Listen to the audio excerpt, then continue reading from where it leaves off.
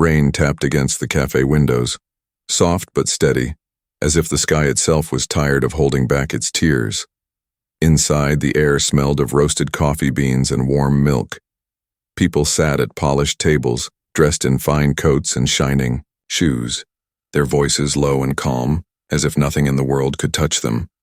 In the far corner near the glass sat a mother and her little girl. The mother's coat was worn thin, patched at the elbows. Her hair was tied back loosely, and her eyes carried the heavy shadow of sleepless nights. The girl, however, was bright, restless, full of life. Her cheeks were rosy from the cold outside, and her little boots tapped against the floor as she swung her legs under the chair. On the table between them sat a single cookie on a white plate. It was big, with chocolate chunks that melted slightly under the cafe's warm lights. To anyone else in the room, it was just a cookie. To them, it was more than that. It was the only thing the mother could afford that day, a promise she had made to her daughter to give her something sweet, something normal, in a life that had been anything but normal. The girl's eyes sparkled as she stared at it, her little fingers twitching with the urge to pick it up. The mother smiled faintly, though her heart ached. She had skipped her own meal that morning, telling herself she wasn't hungry, just so she could buy that one cookie. Then, in a moment as small and ordinary as a hand reaching for a glass, everything shifted. The girl grabbed her water too quickly, her excitement getting the better of her. The glass tipped, slipping from her fingers. Clear water spilled across the mahogany table, running over the edge and dripping onto the floor. There was silence for half a second, then a sharp gasp from a nearby table. Heads turned. A woman in pearls and a crisp blazer spoke first. "Oh, for heaven's sake, can't you control your child?" Her words were like ice, cutting, loud enough for everyone to hear. The mother's cheeks burned. She reached for napkins, trying to clean the mess, whispering, I'm so sorry, it was an accident." Her hands shook as she dabbed at the water. But then the manager arrived. She was tall, with her hair pulled into a severe bun, and a smile that wasn't a smile at all. Her eyes didn't even glance at the child. They went straight to the mother's fraying coat and the single cookie on the plate. "If you can't supervise your daughter properly," she said, her voice tight with judgment, "perhaps this cafe isn't the place for you. We have standards." The word standards hung in the air like poison. The mother froze, her throat tightened. She wanted to explain, to beg them to understand, but the words stuck. The cafe had gone quiet, all eyes on her. Not a soul spoke in her defense. She felt like she was shrinking, folding in on herself under the weight of their silent stares. Her daughter, still clutching the cookie, looked up at her with wide, confused eyes. "Mommy, are we in trouble?" she whispered. The mother forced a smile, though her face burned with shame. "No, sweetheart," she said softly, brushing the girl's hair back. "No, you're fine." The little girl hugged the cookie to her chest as if it were something sacred, as if it was the only thing protecting her mother from breaking apart completely. In the corner of the cafe, hidden by shadows, a man sat quietly. His suit was perfectly tailored, the kind that cost more than the mother earned in months. His tie was neat, his shoes polished, but his face told another story. He looked tired, worn down in a way money couldn't fix. He stirred his black coffee, absent-mindedly, his gaze fixed on the scene unfolding across the room. He saw the water spill, the manager's cold dismissal, the mother's humiliation. But what held his eyes was the girl. Her small hands wrapped around that cookie like it was the most important treasure in the world. He saw the innocence in her eyes, the quiet courage in the way she tried to shield her mother with nothing but a cookie and love. And in that moment, he didn't see a nuisance, or a mistake, or an embarrassment to the cafe. He saw something else entirely, something that stirred a part of him he thought had long ago gone silent. The rain followed them home, not on their coats, not in their hair, but in their hearts. The mother walked quickly through the wet streets, her little girl skipping beside her, still clutching the cookie as if it were too precious to eat.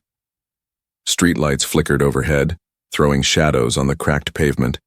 Their apartment was only a few blocks away, but the journey felt endless.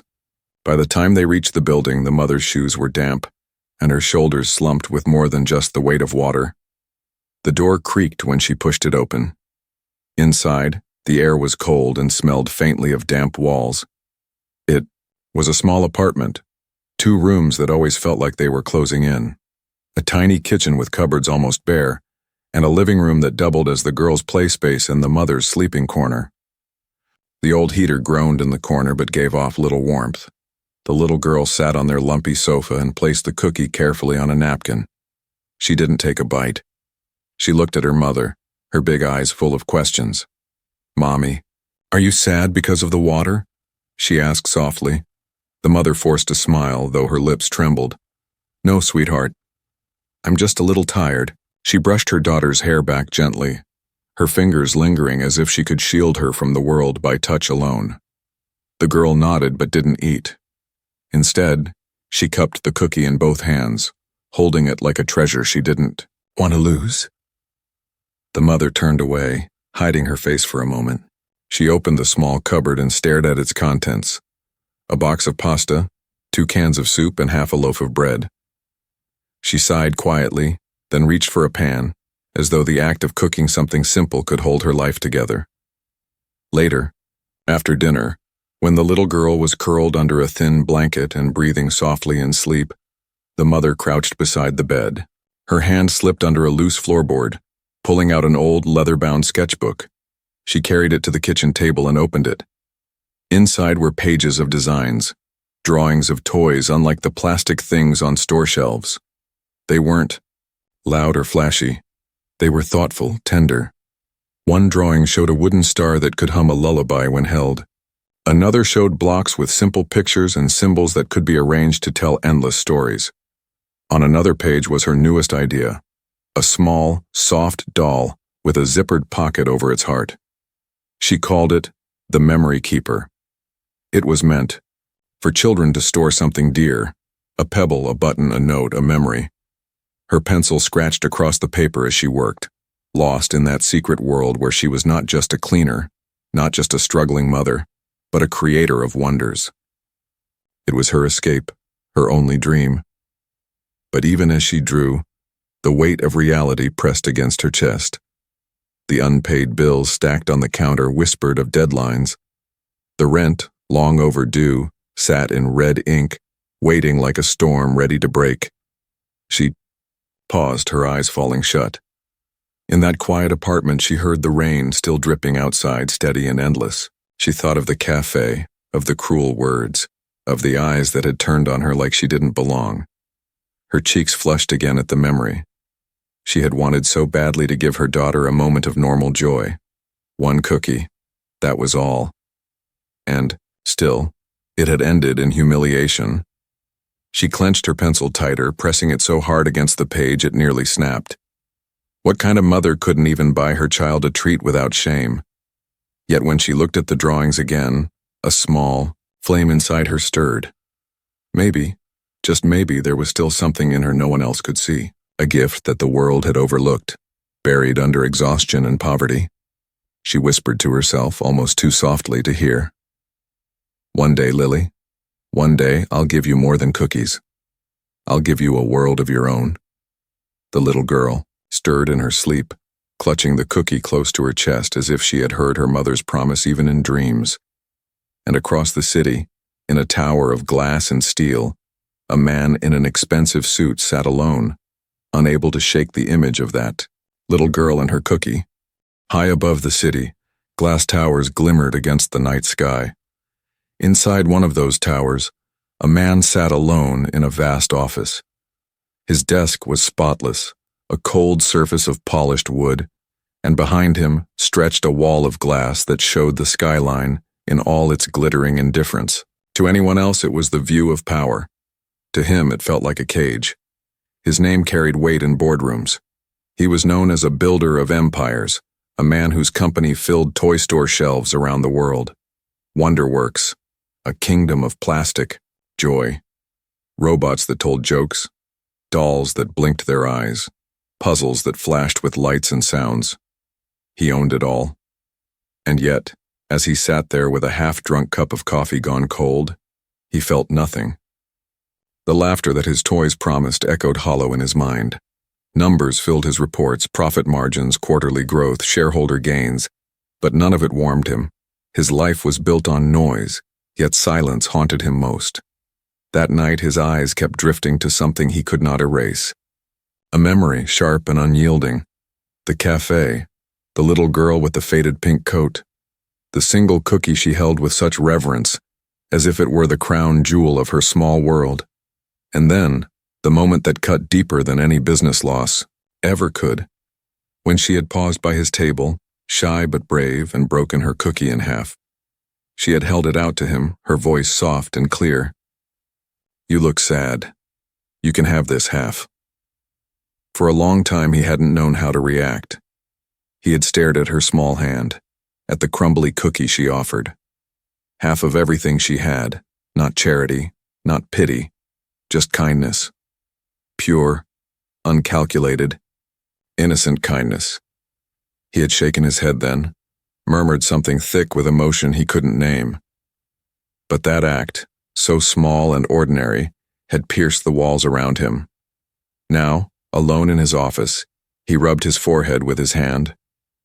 He had sat through meetings that day, heard men and women argue over toy lines and distribution, over price points and market shares. But all he could see was that child's face. All he could hear was her voice. And he thought of the mother. The way she lowered her head, cheeks burning under the weight of judgment, clutching at napkins to clean a spill she hadn't caused. He thought of how the manager had dismissed her, reduced her to nothing in front of strangers.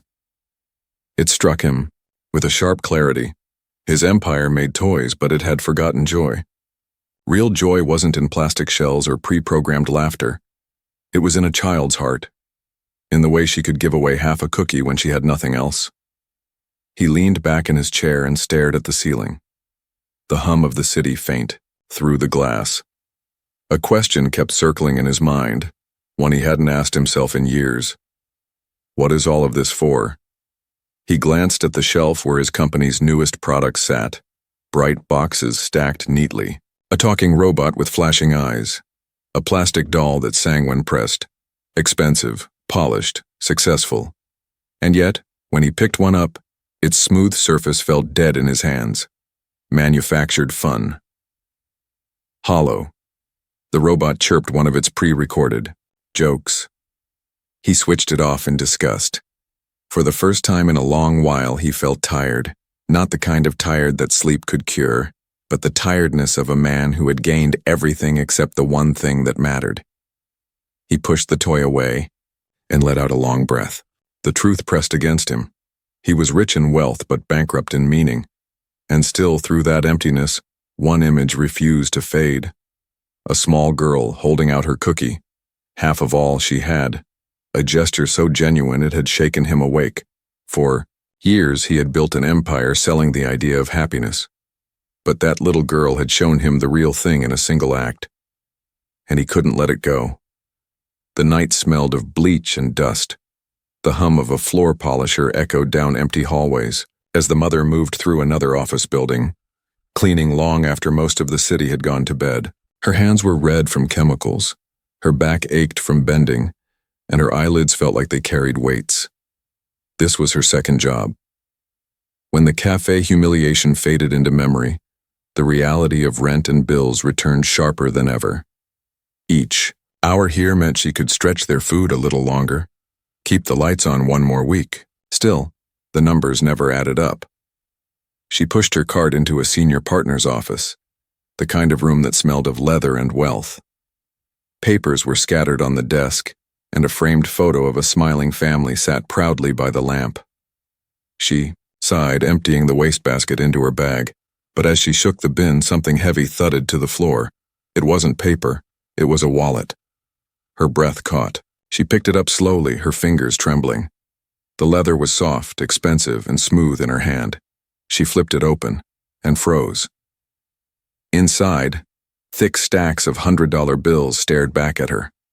Not a handful, thousands.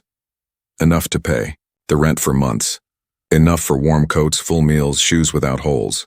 Enough to erase the red letters on every bill waiting at home. Her knees weakened and she sank into the chair behind the desk. The weight of the wallet seemed to pulse in her hands. For the first time in months, she imagined freedom. She imagined opening the fridge and seeing it full. She imagined her daughter laughing in a new winter coat, her feet dry in brand new boots. She imagined the landlord nodding, the eviction notice gone, the fear lifted. Her chest tightened. The thought was almost too much to bear. Her eyes closed and the whisper came. Who would know? This man clearly had more than enough. Someone who could leave this much money carelessly behind wouldn't even notice it was gone. What difference would it make to him?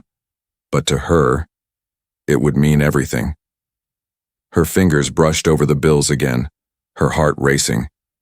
The temptation felt like a physical force pressing down on her. Then her eyes caught something tucked in one of the wallet's slots. A laminated photo. A man, smiling, carrying two young children on his shoulders. Their faces full of joy, their small hands holding on to him like he was their whole world. Her breath hitched. Suddenly the bills didn't just represent food and rent. They represented something else. A father's ability to care for his children. A family depending on him. Just as her little girl depended on her. Her vision blurred with tears. The money no longer looked like freedom. It looked like theft. Theft from children who deserved their father whole and steady. She sat frozen for a long moment, the war raging inside her louder than any voice in the room. Take it. No one will know. Return it. Be strong. Her chest rose and fell with shuddering breaths until finally she shut the wallet with trembling hands. Her choice was made.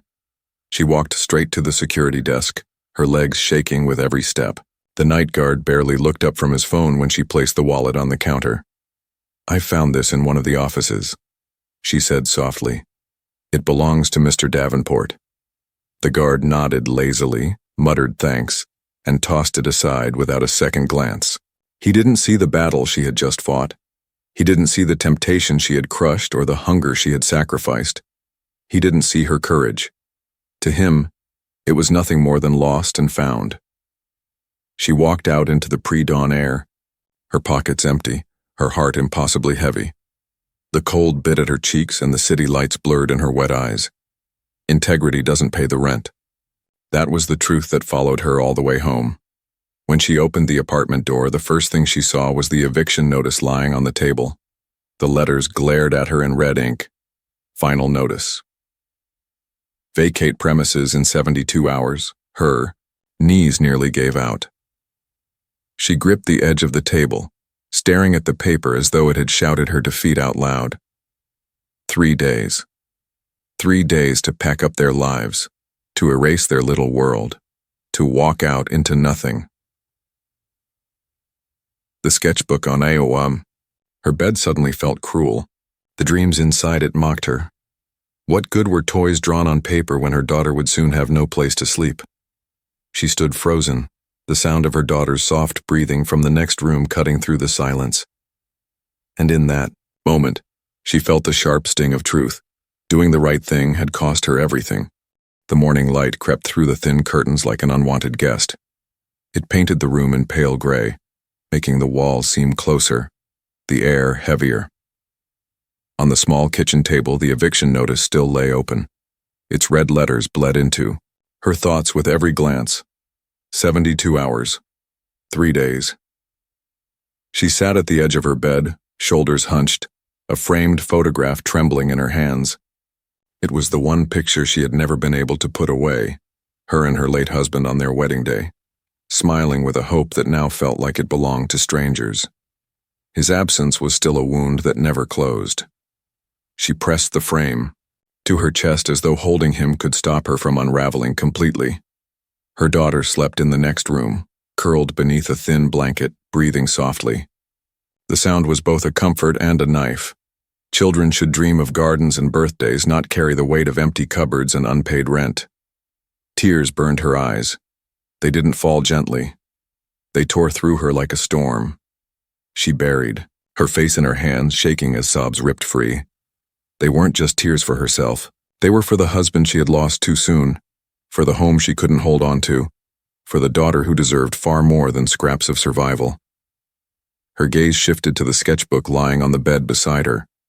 Its pages brimmed with everything she had ever hoped to create, drawings of toys filled with warmth and meaning. Each one carried a piece of her heart. But now, even they mocked her. What good were dreams drawn on paper when the roof over their heads was days away from vanishing? She picked it up with trembling hands. For a long moment she stared at it. Then an urge, sharp and destructive, flared inside her. A terrifying thought whispered, "Tear it apart. Burn it. Destroy the false hope before it destroys you." Her fingers gripped the edge of a page, ready to rip, but then from the next room a soft voice carried through the thin wall. "Mommy?" The voice was small, sleepy, but it pierced the storm in her chest. She froze, sketchbook still in her hands. Her daughter shuffled into the room, rubbing her eyes, still clutching the cookie from the cafe. She looked at her mother with wide concern. "Why are you crying?" The mother swallowed hard, forcing a smile that cracked at the edges. She reached out and pulled the little girl into her arms. "I'm just tired, sweetheart, just tired." The child rested her head on her mother's shoulder, her voice muffled but steady. "You don't have to be sad. You make the best things." The word struck her harder than any eviction notice. The best things. She wanted to believe it, wanted to believe she was more than just a cleaner with unpaid bills, more than a failure. She wanted to believe her daughter saw something true. Later that day, after dropping her little girl at the community center, she wandered the streets, her steps aimless. The city loomed around her, full of people with important places to go, while she searched for hope she no longer believed in. Then something caught her eye, a flyer flapping on a bulletin board, half soaked by the rain. She almost ignored it, but a phrase pulled her closer. The Heart of Play, a citywide toy design competition. She stared, her heart thudding. The prize wasn't just money. It was a contract, a chance to see ideas brought to life. The final showcase was to be held at none other than the Gilded Bean Cafe, the same place of her deepest humiliation. Her stomach turned. The cafe was, the last place she wanted to return to. But the words Heart of Play echoed in her mind, resonating with everything inside her sketchbook. Her hand tightened on the flyer. Could she? A cleaner. A woman on the edge of eviction. Against professionals, with polished degrees and corporate backing. It was absurd. She almost crumpled the paper, ready to walk away. But then a voice, clear and certain, rang in her memory. Her daughter's voice. "It's magic, Mommy." Her daughter had said that about the doll in her drawings. The memory keeper. A doll with a pocket over its heart, meant to carry secrets and treasures only a child would understand. And in that instant, a tiny spark of defiance flickered inside her. Maybe this was it. One last chance. One last fight before the world closed in completely. She folded the flyer and slipped it into her pocket. Hope didn't roar that day. It didn't blaze like fire. It flickered like a fragile candle in the storm. But sometimes, a flicker is enough to see the way forward. She did not sleep that first night. She brewed a small pot of strong tea and cleared the kitchen table. She laid the sketchbook open and spread out scraps of fabric she had saved over the years. Soft cotton from an old shirt, a square of flannel from a winter scarf, a few buttons that had fallen from coats and been tucked away in a jar. The flyer sat under a magnet on the fridge, the words Heart of Play staring back at her each time she looked up. Her hands moved with a quiet purpose. Cut, stitch, undo, try again. She told herself this was not about winning a prize. This was about telling the truth, the kind that children understand without any speech at all. When her daughter woke at dawn, she found her mother still at the table, eyes tired but bright. On the chair lay a small doll taking shape, round cheeks, simple hands, a tiny zippered pocket over its heart. "This is the memory keeper," the mother whispered. "It keeps the things you don't want to lose." The child nodded like it was already real. She ran to her small box of treasures, picked up the smooth gray stone she carried everywhere and held it to the doll's chest, as if measuring the fit. The next 2 days were a blur of making and mending. They had no printer for slides, so the mother drew her ideas on poster boards with the child's markers. Gentle diagrams, big arrows, short sentences anyone could read. She wrote what toys are for, not to distract but to comfort, to listen. She packed the boards in a cardboard folder and wrapped the doll in tissue paper, pressing the zipper 3 times as if saying a prayer. Outside, the city was loud with buses and horns, but in their small kitchen, there was a steady peace that felt like light. The venue, of course, was the worst and perfect place, the cafe. The same polished floors, the same clean smell. But today it was filled with rows of chairs and a small stage with a microphone. Lights hung from metal stands. People with press badges moved through the room like quick fish.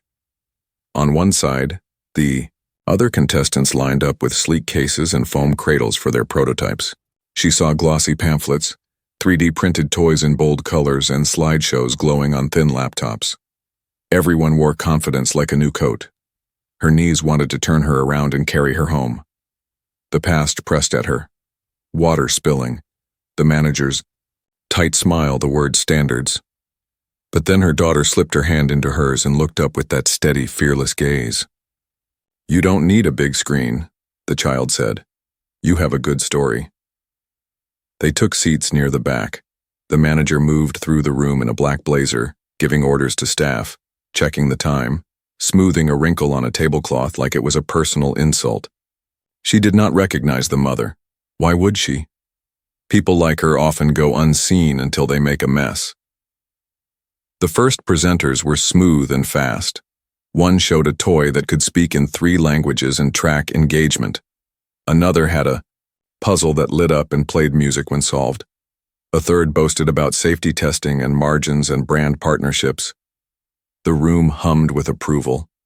Heads nodded. Hands tapped notes. The mother felt smaller with each pitch, like she was shrinking away from the lights. When her name was called, her pulse jumped to her throat. She walked to the stage with the poster folder under one arm and the wrapped doll held carefully in the other. The microphone seemed taller than it should be. The light felt hot. For a moment, her voice would not come. The crowd shifted. Someone coughed. A judge checked his watch. She took a breath and spoke the simplest thing she knew. When a child is hurting, they look for a pocket. A few eyebrows lifted. She opened the first poster board. A drawing of a small hand holding a button. Not a digital pocket. A real one. A place to put a stone from a river, a piece of a father's shirt. A note that says it will be okay. She opened the next board, then the next. Line drawings of how the doll could be held at night. How the zipper felt soft. How the heart pocket sat where a child naturally rests a cheek. No graphs, no market share. Just quiet use and care. She unwrapped the doll and held it up. It wasn't perfect. The stitching showed in places, and one ear tilted a little. But under the lights, it looked alive in the way simple things look alive, when hands have made them with love. "You don't have to tell this toy how to be played with," she said. "It already knows." The room went very still. Not bored still, listening still. A camera shutter clicked and stopped. In the back row, someone wiped at an eye and tried to pretend it was dust. The mother felt her voice grow steadier. She told them how children carry grief like a secret weight. How they need somewhere safe to store the small pieces that hold their memories together. How a toy can be a friend when words are too hard. Then a judge leaned forward, pen poised, and asked in a careful, firm way, "It's touching. But you have no production experience, no capital, no team. How would this scale?" Something in the room tightened. The practical part had arrived. The head must check the heart. Her mouth opened, then closed. She could speak of late nights and floor polishers and a sketchbook hidden under a board. She could say she would learn. She could say she would work until her fingers shook. She could say yes to anything. But before she found the sentence, a quiet voice came from the judge's table, not loud, but it filled the space. "She won't be doing it alone." Heads turned. The man from the corner of the cafe stood up. Not a stranger now. The CEO. He stepped into the light with calm steps, and for a breath the manager's face lost all color. He did not look at the judges first. He looked at the mother, then at the child on the aisle, small hands folded around the cardboard folder like it was a shield. His expression softened. "A few weeks ago," he said, "I sat in this room and watched a little girl offer half of her only cookie to a sad stranger." A soft murmur moved across the chairs like wind in grass. He nodded toward the doll. "This toy is built from that same courage. It is the most honest idea I've seen in years." He turned to the judges. "We will fund it. We will build a special team around it. We will learn from her, not just ask her to fit into our machine. The heart of play is not a slogan. It is this." He lifted the doll carefully, the way a person lifts something living. "This is the future." Silence. Then a single clap, then another. And then the room broke open into sound, hands meeting, cameras flashing, people rising to their feet without being told. The mother stood very still, tears bright in her eyes, the kind that come not from pain but from release. The manager looked at the floor. The judge who had asked about scaling put down his pen and simply nodded, perhaps at the doll, perhaps at the girl, perhaps at himself. The child stepped to the edge of the stage and tugged the mother's sleeve. "Can the stone go in now?" she whispered. The mother knelt and unzipped the tiny pocket. The smooth gray stone slid inside and rested there, right over the stitched heart. The zipper closed with a soft sound that felt like a promise. Under the hot lights, that small sound was the loudest thing in the room. Spring moved in like a quiet friend. The air felt warmer. Light stayed longer by the windows. In a bright studio, filled with fabric, thread, and sketches, the mother stood at a long table with her small team. She wore the same careful focus she had at her kitchen table, only now there were better scissors, better lamps, and extra hands that believed in the work. On one side, the first factory samples waited in neat rows. Each doll had the same soft shape, the same gentle face, and the same small zippered pocket over the heart. She picked one up and ran her fingers across the stitching. "The zipper should close without a sound," she said. "It should feel safe." A designer nodded, took notes, and adjusted the pull tab. They did not rush. They checked the seams. They checked the fabric. They checked the smile. Joy, she had learned, lives in tiny details. Her daughter sat on a rug near the window, building stories with wooden blocks the team had made as tests. The child's own memory keeper lay beside her. When she finished her story, she unzipped the doll's heart pocket and pressed her father's smooth gray stone inside, the way she had done since the first day. She looked up at her mother and gave a small, certain nod. It was a child's version of approval, and it meant more than any report. The CEO visited often, but he did not arrive like a storm. He came quietly with a notebook and time. He listened more than he spoke. One afternoon, he stood near the prototypes and said, "We will launch in 2 places on the same day. A children's hospital and a small community center. No stage, no speeches, just kids." The mother met his eyes and saw a different man than the one she had first noticed in the cafe corner. The weight in his face was still there, but something else had settled on top of it. Purpose. On the morning of the launch, the studio buzzed like a warm hive. Boxes were loaded with care. Each doll carried a small card that read, "For the things you don't want to lose." At the hospital, nurses helped set up a simple table. No flashing screens, no loud music. Just a gentle line of dolls and a basket of tiny paper hearts for notes. Children came in wheelchairs, on crutches, or holding a parent's hand. Some smiled, right away. Others moved slowly, unsure. A boy with a bandage around his head touched the zipper with one finger and said, "Can I put my wish in here?" A nurse placed a small pencil in his hand. He wrote one word, folded it, and slipped it into the pocket. His shoulders lowered as if the doll had taken a piece of the weight he carried. At the community center, the mother and her daughter stood side by side at another table. Families from the neighborhood filtered in. There were paint stains on shirts, cracked phone screens, and tired eyes, but there was laughter too. A girl brought a button from her grandmother's coat and tucked it into her doll's heart.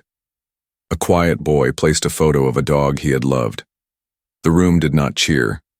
It breathed. It felt like home. Later that week, an envelope arrived at the studio addressed to the mother. Inside was a simple thank you note from the law office partner whose wallet she had returned. He had learned her name from the security log.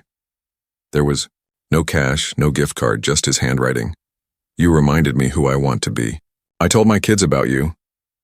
She held the letter, and for a long time she did not move. It was proof that the world sometimes sees the battles no one claps for. The cafe entered her life again in a smaller way. A staffer from the event team dropped off a large order of pastries as a quiet gift to the studio. There was a short message on the receipt. Congratulations from the Gilded Bean team. You're welcome here. No names, no speeches. The mother accepted the box and passed the treats around without comment. Some endings do not need applause. Some are just a door left open. They moved to a better apartment with a small balcony where the child planted daisies in a row of tin cans. In the evenings, the mother watered the flowers and checked the mail while her daughter told the plant stories. The studio days were full, but not the kind of full that crushes. They were the kind that fills. One bright Saturday, they walked to the park. Sunlight flickered through the leaves. The child held an ice cream cone with 2 big scoops and skipped along the path. Near the swings, a boy sat alone, kicking at the dirt, eyes on his shoes. The child slowed, looked at her mother, then walked over and held out her cone without a word. The boy glanced up, surprised, and a shy smile spread across his face. He took a small lick and laughed, an honest, unguarded sound. The mother leaned back on the bench and watched, her hand resting on the doll in her bag. She felt a warm ache, the good kind, the kind that says something is right in the world even if not everything is fixed. When they headed home, the child slipped her hand into her mother's.